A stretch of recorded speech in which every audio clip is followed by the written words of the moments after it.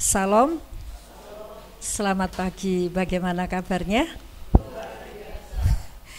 Luar biasa, haleluya. Karena kita boleh ada sampai hari ini, itu bukan kekuatan kita, tapi Tuhan yang pegang hidup kita dan memelihara kita.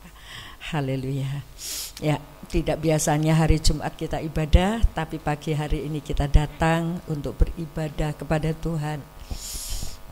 Karena kita memperingati tentang penyaliban Tuhan. Kalau Tuhan tidak disalib, kita hidup tidak ada artinya, ya. Kita hidup tidak ada harapan. Hidup hanya di dunia, ya.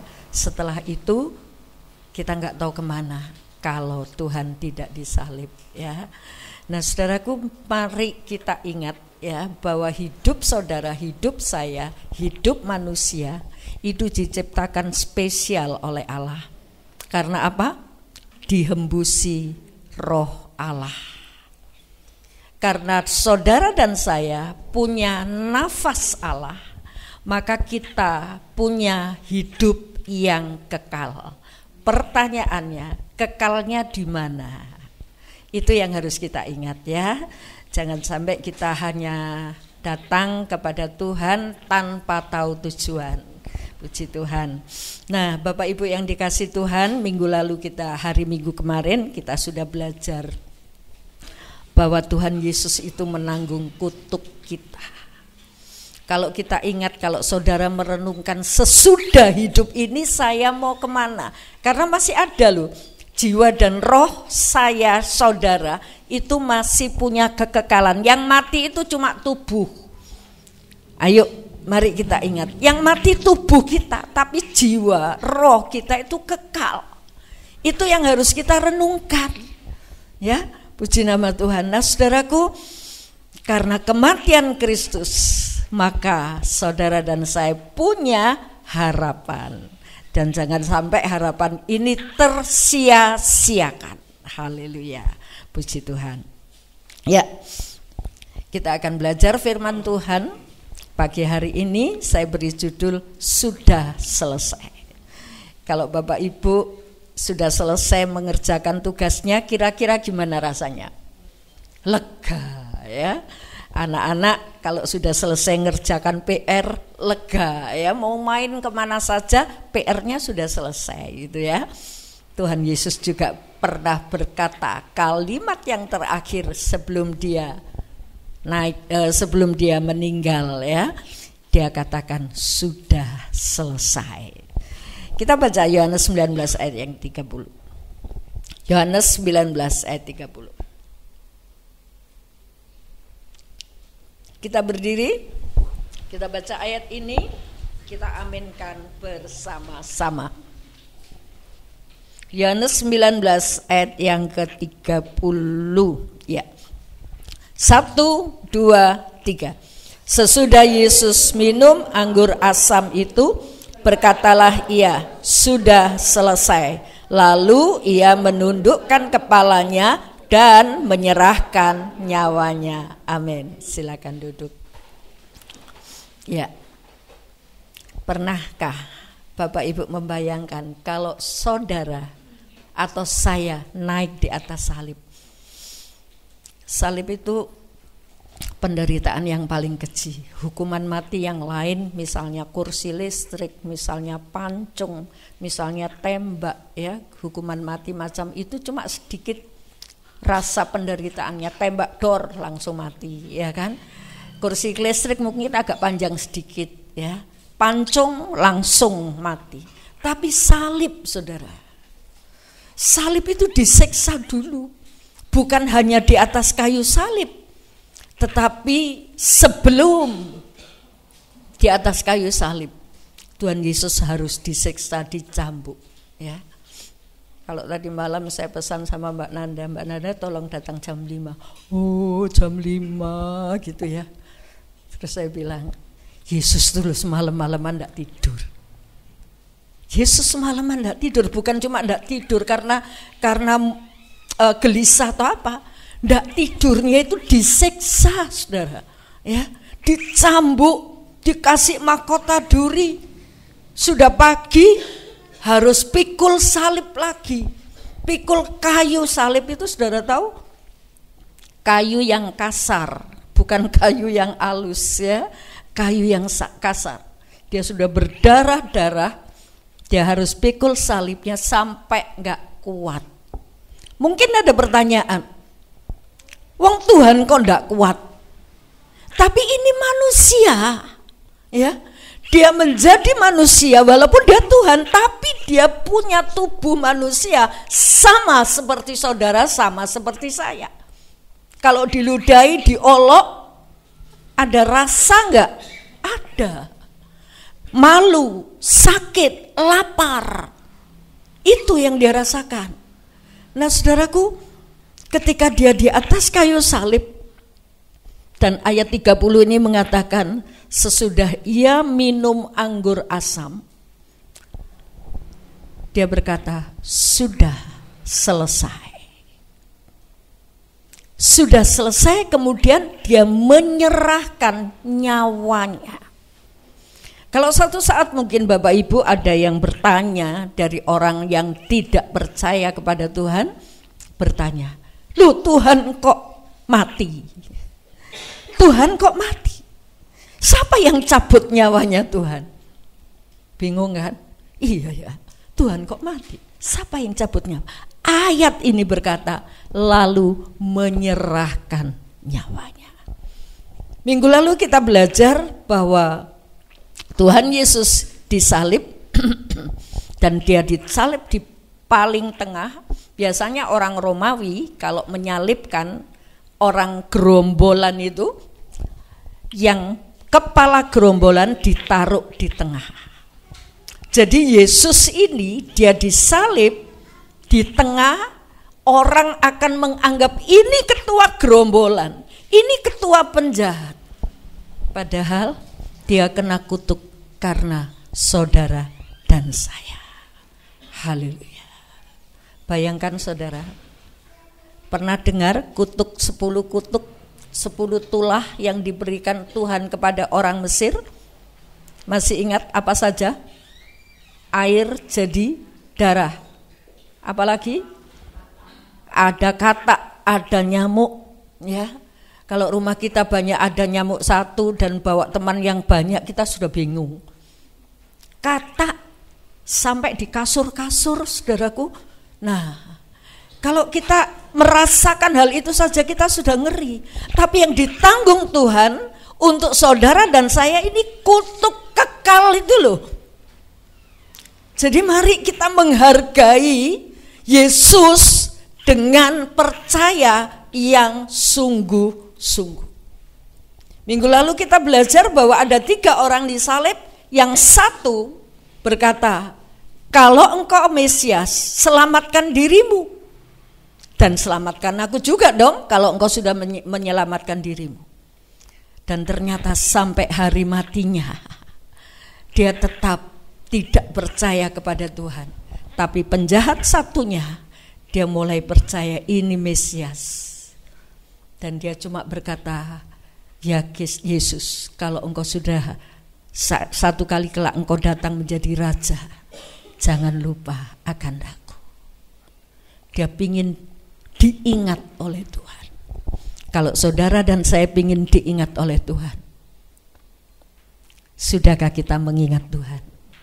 Sudahkah kita mengingat akan kematiannya, penderitaannya? Haleluya. Dan sampai hari matinya dia ada di dekat salib Yesus. Tapi dia tidak percaya. Jangan sampai kita datang ke gereja mendengar berita salib, mendengar Yesus juru selamat, mendengar Yesus itu Tuhan, tapi tidak menaruh Kristus di dalam hatinya. Sebab itu orang semacam ini datang ibadahnya asal, ya, asal. Aku orang agama Kristen pantese ibadah ning gereja. Kalau sempat, kalau enggak sempat ya enggak usah. Kenapa? Karena dia tidak menaruh Yesus dalam hati dan tidak membuat Yesus menjadi raja di hati. Yang menjadi raja di hati diri sendiri. Lepaskan ego, izinkan Yesus menjadi raja di hatimu. Itu yang membuat engkau selamat. Haleluya. Ya, sebetulnya apa sih yang kita cari dalam dunia ini? Hidup kan? Orang sakit datang ke dokter butuh sembuh karena butuh hidup. Orang butuh hidup, dia kerja keras supaya dapat uang, bisa makan. Kalau enggak makan mati. Jadi yang dicari orang itu sebetulnya hidup. Nah, saudaraku, sebab itu ayat-ayat hari Selasa renungan itu, carilah Tuhan maka kamu akan hidup. Kalau kita cuma cari penghasilan, cari berkat di dunia ini, enggak mungkin kita akan bisa hidup, bahkan hidup yang kekal. Lebih-lebih hidup kekal. Ya, jadi mari saudaraku, bukan berarti saudara enggak perlu cari uang, enggak perlu bekerja, tapi cari Tuhan itu loh. Ya, cari Tuhan itu yang utama. Dan Dia yang bisa memberi saudara dan saya hidup. Haleluya. Nah, saudaraku, ketika Tuhan Yesus di atas kayu salib, Dia katakan, sudah selesai. Sudah rampung tugasku. Dia punya tugas menyelamatkan saudara dan saya. Haleluya. Dia divonis mati. Walaupun tidak ada dasar untuk dia menerima vonis mati. Enggak ada dasar. Hakim yang menghakimi enggak menemukan kesalahan dari Tuhan. Tetapi kenapa dia mau? Kalau saudara enggak salah dipersalahkan, rela enggak? Protes, ya kan? Marah-marah. Ini Yesus bukan cuma diomong gak salah, tapi dihukum mati, vonis mati.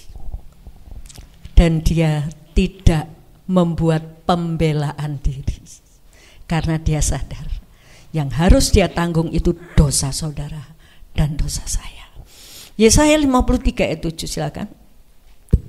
Dia dianiaya tetapi dia membiarkan diri ditindas dan tidak membuka mulutnya, seperti anak domba yang dibawa ke pembantaian, seperti induk domba yang keluh di depan orang-orang yang menggunting bulunya, ia tidak membuka mulutnya.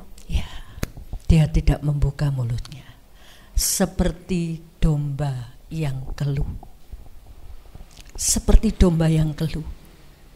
Dia dibawa ke pembantaian, dia dibawa untuk diguntingi bulu dombanya. Kalau domba itu bisa protes, dia pasti, aku mau diapain? Kenapa aku kok disembelih? Mau diguntingi bulu dombanya supaya pemiliknya itu punya hasil. Nah, saudaraku, seperti anak domba yang dibawa ke pembantaian, seperti induk domba yang keluh itu apa? Bisu, diam saja. Mau diguntingi bulu dombanya monggo, mau disembelih monggo. Dia tidak membuat pembelaan diri. Haleluya. Ini untuk saudara, untuk saya. Renungkan kalau Tuhan Yesus tidak naik ke atas kayu salib, saudara dan saya akan mati kekal. Haleluya. Kita akan mati kekal. Kekal loh. Kalau di dunia ini bisa paling panjang mungkin bisa 80, 90, 100 tahun bisa. Tapi di sana itu kekal. Coba bayangkan saudara, ya, kalau Yesus tidak mati untuk dosa saudara dan saya, kita tidak ada harapan.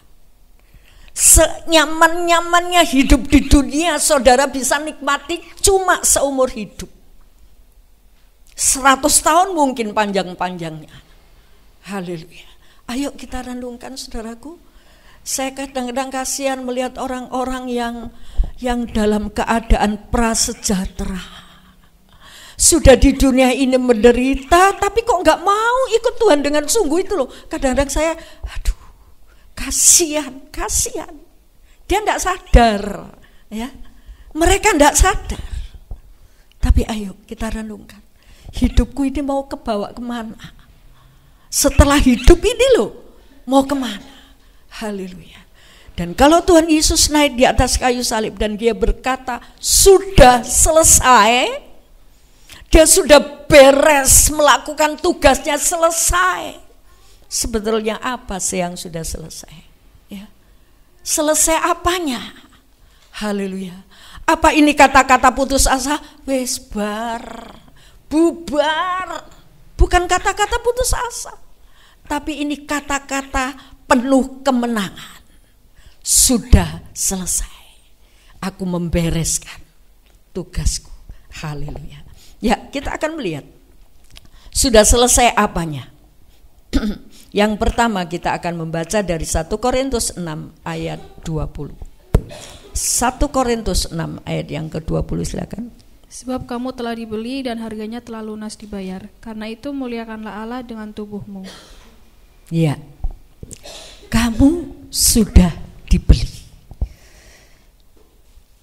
Kalau kita sadar, saudaraku, kita ini sudah terjual di dalam dosa. Ketika Adam dan Hawa berdosa, naturnya berdosa, maka turunannya adalah turunan orang berdosa. Sejak dalam kandungan, manusia itu sudah berstatus dosa, walaupun belum berbuat dosa.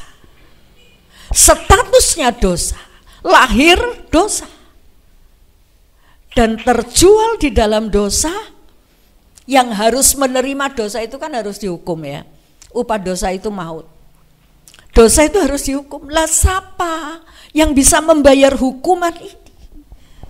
Lah Yesus di atas kayu salib itu untuk menebus, untuk membayar upah dosa yang saudara dan saya harus terima.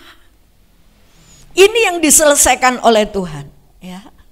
Manusia yang berdosa itu harusnya mati. Coba Kejadian pasal 2 ayat 17, silakan.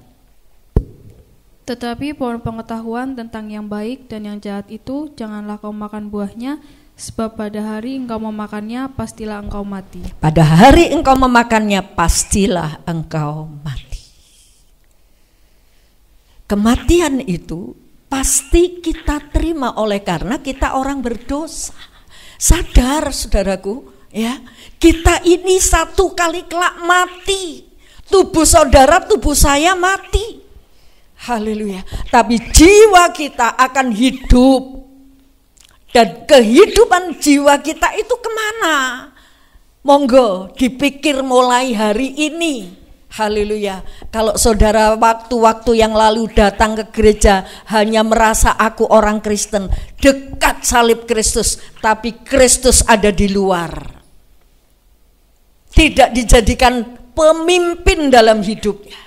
Opo-opo karepku dewe, yang aku suka aku lakukan tanpa peduli dengan Tuhan. Ini bahaya, saudara.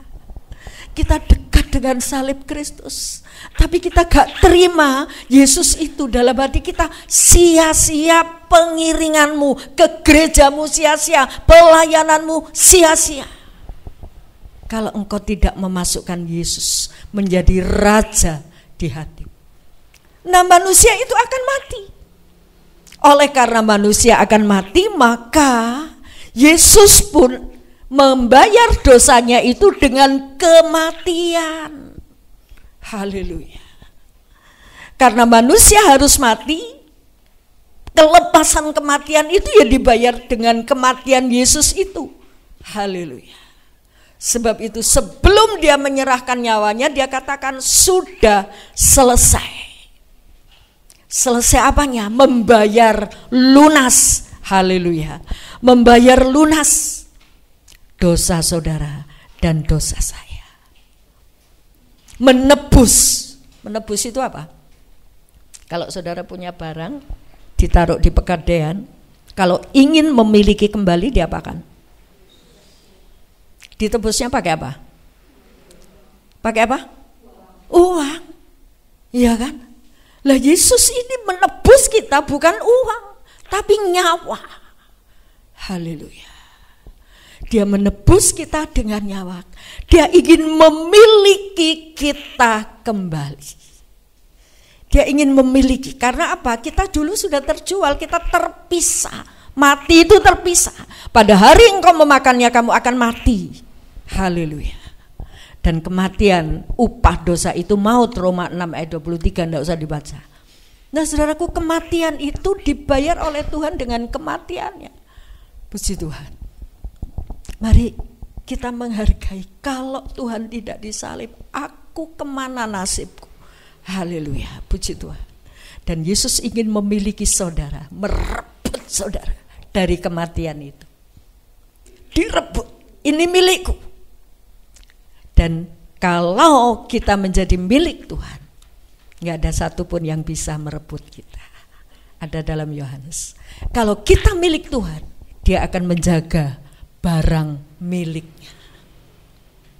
Dia akan menjaga, sebab itu Tuhan berkata bahwa saudara, saya ini spesial, berharga di mata Tuhan. Jangan sampai ada orang yang tidak membuat dirinya berharga, menyepelekan Tuhan. Padahal Tuhan menghargai, tapi orang itu tidak menghargai Tuhan. Sayang sekali, ya. Puji nama Tuhan. Nah, saudaraku, Dia ingin memiliki kita. Dia menebus kita. Selesai dalam membayar lunas. Sekarang saudara dan saya, kalau kita percaya kepada Tuhan, kita ini menjadi milik Tuhan. Dan milik Tuhan tidak akan dijaga, dipelihara, ya. Gak usah takut, ya. Dipelihara. Tadi pagi saya dengar kesaksian di Purwokerto. Dipelihara. Haleluya. Kalau ada orang yang masih khawatir, kekurangan sedikit, marah-marah, bersungut-sungut, bahkan mengabaikan Tuhan. Kalau aku ndak kerja, aku nggak dapat uang, wis ibadahnya nanti saja, misalnya ya. Ini orang khawatir. Dia ndak percaya kepada Tuhan. Tapi orang yang percaya kepada Tuhan, dia selalu ingin, aku mau dekat dengan Engkau. Aku mau mendengar suaramu. Aku rindu akan Engkau. Haleluya, puji Tuhan. Yang kedua, sudah selesai apanya, ya? Ya, Kristus membayar dosa yang pertama, Dia sudah selesaikan. Dan ketika Yesus membayar dosa, sekarang Yesus itu mendamaikan. Karena saudara dan saya yang berdosa itu terpisah dengan Allah, ya. Kita tidak akan bisa mendekati Allah dengan cara apapun, ya. Kita nggak bisa. Aku tak puasa. Aku tak beramal. Aku tak membantu panti asuhan. Aku tak berbuat baik. Itu pun tidak akan pernah nyampe kepada Allah. Haleluya. Sebab itu ketika Kristus mati, Dia katakan sudah selesai dalam menghubungkan saudara dengan Allah. Tadinya terpisah oleh dosa, ya. Coba slide selanjutnya. Tadinya terpisah, tapi oleh karena kematian Kristus kita dihubungkan. Ini gambar tirai, ya Bapak Ibu, gambar tirai. Tirainya koyak ketika Tuhan Yesus menyerahkan nyawanya. Tirai itu tirai apa? Bukan tirai di rumah imam-imam, tapi ini tirai di bait Allah. Tirai ini memisahkan, ini loh, tirai ini loh yang terkoyak, ya. Tirai pemisah antara ruangan suci dan ruangan maha suci. Ini tidak boleh sembarangan orang masuk. Ada tirai tertutup. Ini hanya dimasuki setahun sekali oleh imam besar, bukan imam, tapi imam besar. Setahun sekali imam besar itu membawa darah dari domba atau lembu, ditaruh di sini. Dan setelah itu dia juga menyucikan dirinya sendiri, dan kemudian dia keluar, baru dia melakukan pelayanan ibadah. Nah, tirai ini tebal saudara, ya, tebal karena ini rangkep-rangkep, dan kalau orang menyobek itu susah. Bahkan terkoyaknya ini ketika Tuhan Yesus mati, terkoyaknya itu dari atas ke bawah. Kalau memang terkoyaknya ini dari manusia, nggak mungkin terkoyaknya ini dari atas ke bawah, tapi terkoyaknya nggak mungkin terkoyak dari atas ke bawah. Tapi kalau itu dirusak oleh manusia, pasti dari bawah ke atas. Karena manusia nggak nyampe di atas ini, ya, tinggi ini.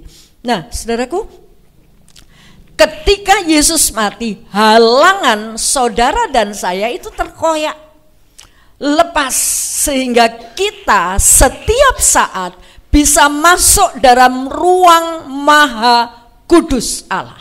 Makanya ada laguku, masuk ruang Maha Kudus dengan darah anak domba. Kalau saudara dan saya sudah terhubung dengan Allah tanpa halangan, sangat disayangkan kesempatan untuk berhubungan dengan Allah itu di-skip, dihilangkan. Karena kesibukan, karena kemalasan, karena masih ngantuk. Sayang sekali kalau hubungan dengan Allah ini sudah ada jalannya, tapi kita buang. Ini orang yang tidak percaya kepada Yesus. Dan sangat disayangkan, saudara berulang kali datang ke gereja beribadah, ditanyai kamu agamanya apa? Kristen. Tapi ternyata Yesusnya masih di luar. Sayang sekali.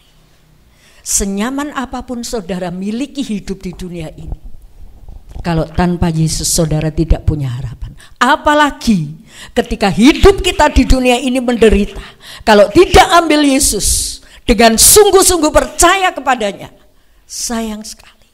Hidupmu cuma sebatas liang kubur. Setelah itu binasa. Haleluya. Nah, saudaraku, ini yang dilakukan oleh Tuhan. Sudah selesai. Roma 5 ayat 10 silakan.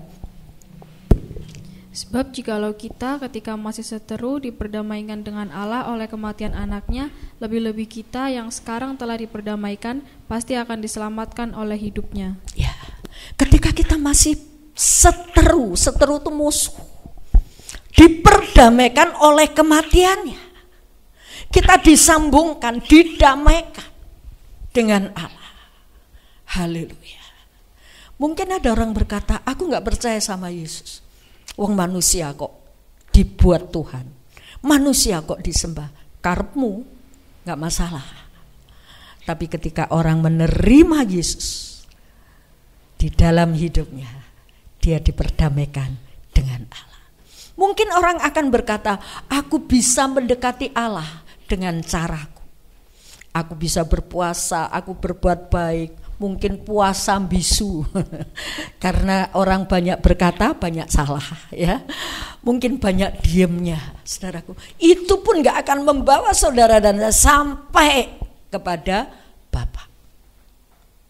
Karena keselamatan itu hanya butuh Yesus. Antara manusia yang berdosa dengan Allah ada jurang yang tidak terseberangi. Coba Lukas 16 ayat 26. Selain daripada itu, di antara kami dan engkau terbentang jurang yang tak terseberangi, supaya mereka yang mau pergi dari sini kepadamu, ataupun mereka yang mau datang dari situ kepada kami tidak dapat menyeberang. Ya, ini perkataan Abraham memberitahu kepada orang kaya yang sudah mati. Dan waktu dia hidup, di depan rumah orang kaya itu ada si miskin Lazarus, pengemis, bukan cuma melarat, tubuhnya nggak bisa makan, bahkan dia makan dari meja orang kaya. Tetapi orang miskin ini punya iman, bukan cuma dia nggak bisa makan, tapi berpenyakitan. Betapa menderitanya si Lazarus, tapi indahnya dia punya Tuhan. Dia beriman kepada Tuhan dengan sungguh, makanya ketika dia mati dipangku sama Bapak Abraham. Tapi orang kaya ini sehari-hari dia mungkin menikmati kemewahan, dia bekerja dan mendapat hasil, wah membanggakan, menyenangkan. Tapi sebatas liang kubur. Setelah itu dia ada di dalam kepanasan selama-lamanya. Bahkan dia bilang, Pak Abraham tolong kasih tahu Lazarus untuk memberikan setetes air saja. Bayangkan saudara, setetes air saja dia butuhkan. Dia haus. Haleluya. Tetapi Abraham bilang, apa enggak bisa? Karena antara kamu dan Lazarus ada jurang. yang tidak terseberangi. Kalau saudara bertobat setelah hidup ini, baru saudara bertobat, aku mau percaya Tuhan, terlambat. Haleluya. Mulai hari ini ambil Yesus sebagai juru selamatmu, karena hanya Dia yang bisa mendamaikan saudara dan saya. Bahkan orang yang di dalam Yesus, Rasul Paulus mengatakan, hai maut, di mana sengatmu? Enggak ada lagi dihantui oleh maut, dihantui oleh ketakutan. Haleluya.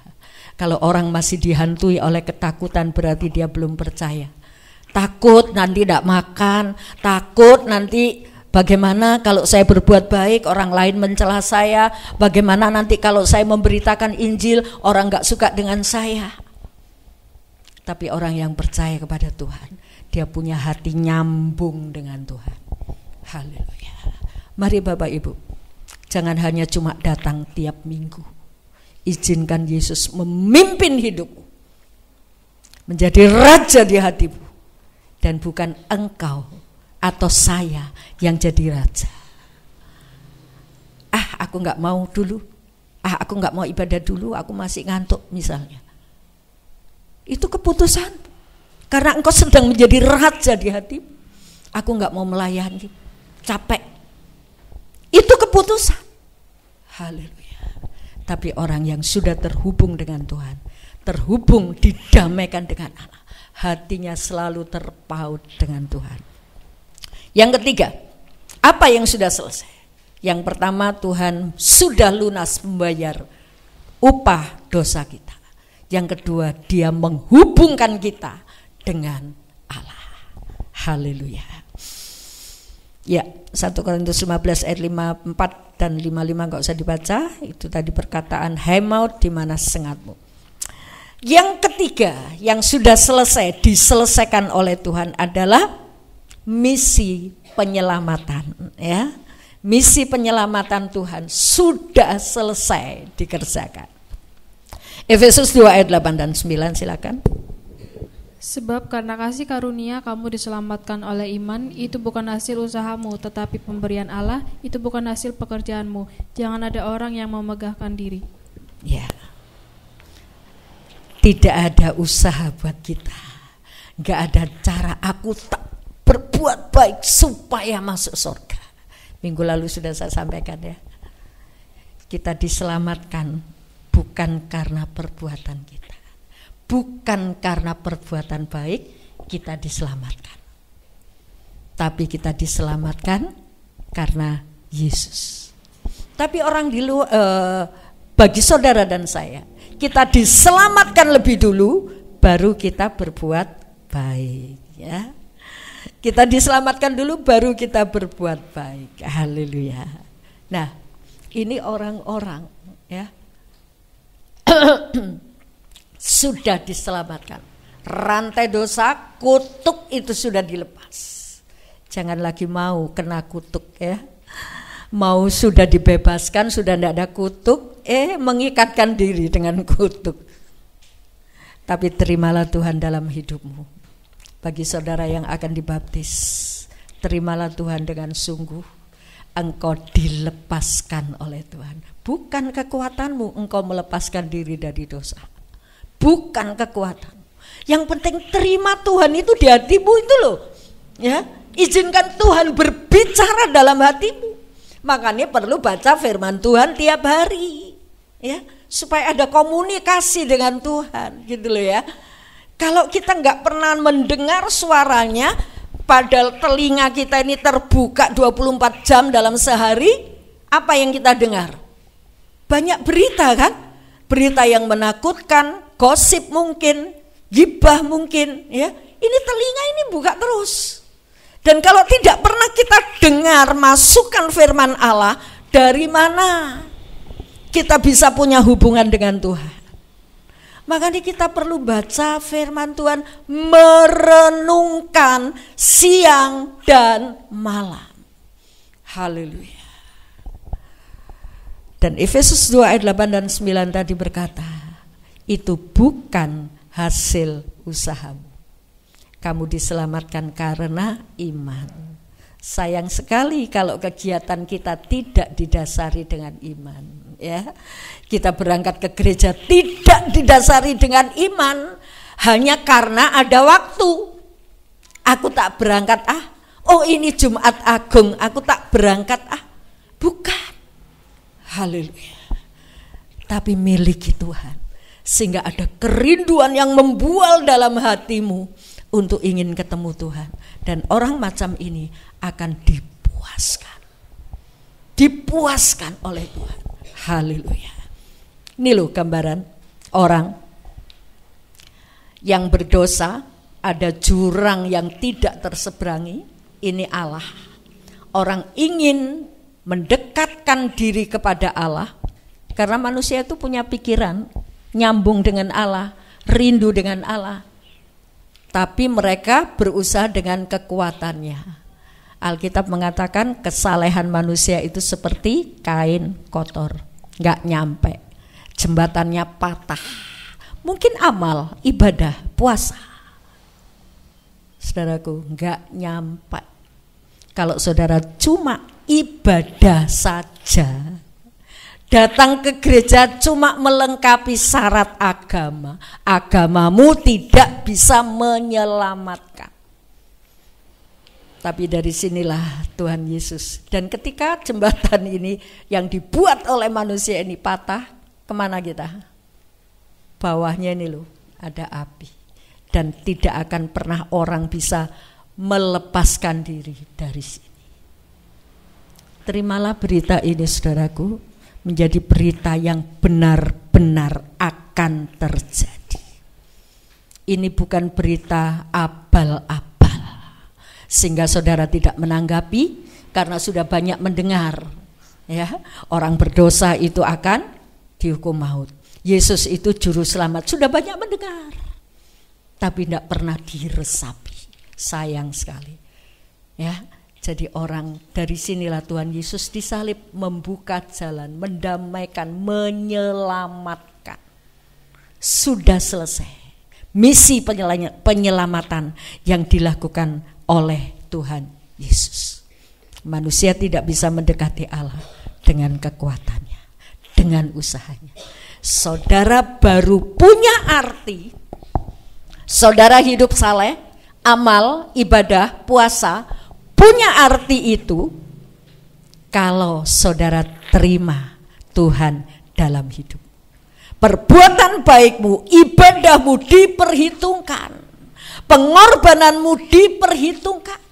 Tapi sebelum Kristus ada di dalam hatimu, sebesar apapun mungkin menyerahkan tubuh untuk dibakar, tapi kalau tidak ada kasih kepada Tuhan, mungkin menyalibkan diri. Mungkin ada acara-acara di daerah mana itu ya, kalau Paskah itu orang pikul salib, bahkan mau disalibkan, memikul salib dengan berdarah-darah.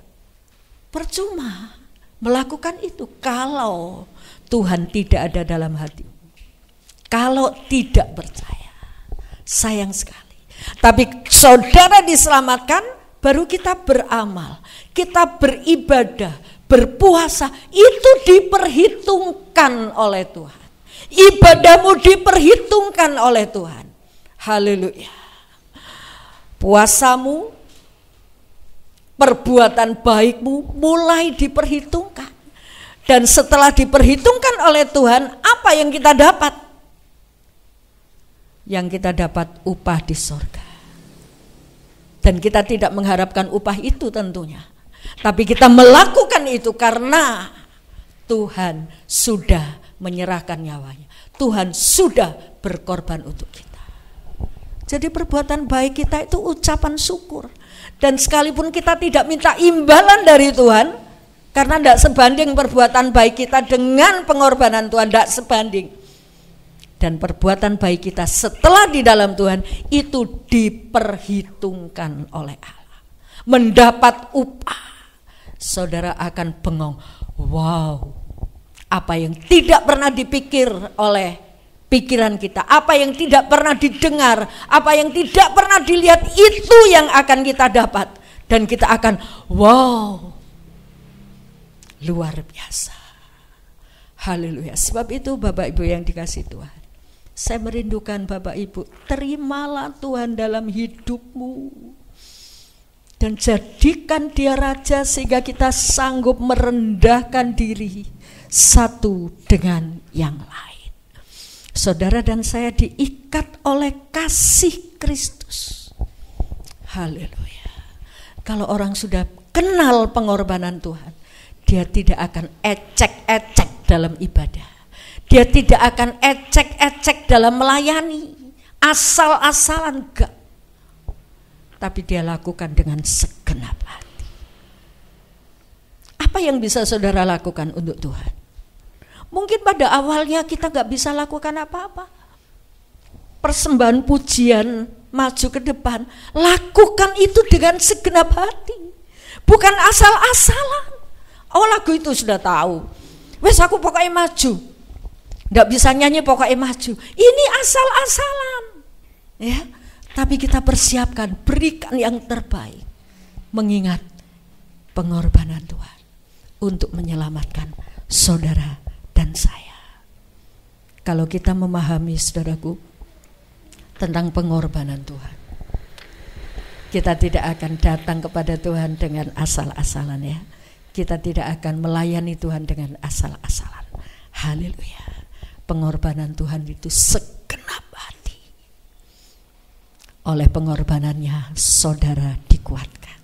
Sebab itu ketika ada gelombang sakit hati, masalah dalam hidup ini, pandang Yesus, pandang Tuhan. Haleluya. Jangan pandang dunia ini. Ada satu ilustrasi mengatakan, atau orang mengatakan, kenapa ada akrobat, ya, orang akrobat yang jalan di atas tali itu, ya. Pernah lihat, ya? Saya dulu pernah lihat waktu kecil, ya, di Surabaya sana. Orang berjalan di atas tali, bahkan naik motor di atas seutas tali. Dasar. Terus ditanya, kamu kok bisa begitu, seperti apa? Pertama latihan. Yang kedua, pandang tujuan. Tapi kalau pandang ke bawah pasti guling, pasti nggak bisa. Pandang tujuan. Lah, tujuan hidup saudara di mana? Kalau saudara sedang menghadapi gelombang badai hidup, kekurangan, kemiskinan, sakit, penyakit, apa pandangan kita? Pandang Tuhan yang sudah mengambil alih persoalan kita, masalah kita, penyakit kita. Pandang Tuhan, saudara akan mendapat kekuatan. Jadikan Yesus menjadi raja di hatimu. Ambil Dia sebagai barang berharga, intan yang berharga, permata yang berharga. Karena Dia yang memberi kekuatan dalam hidupmu.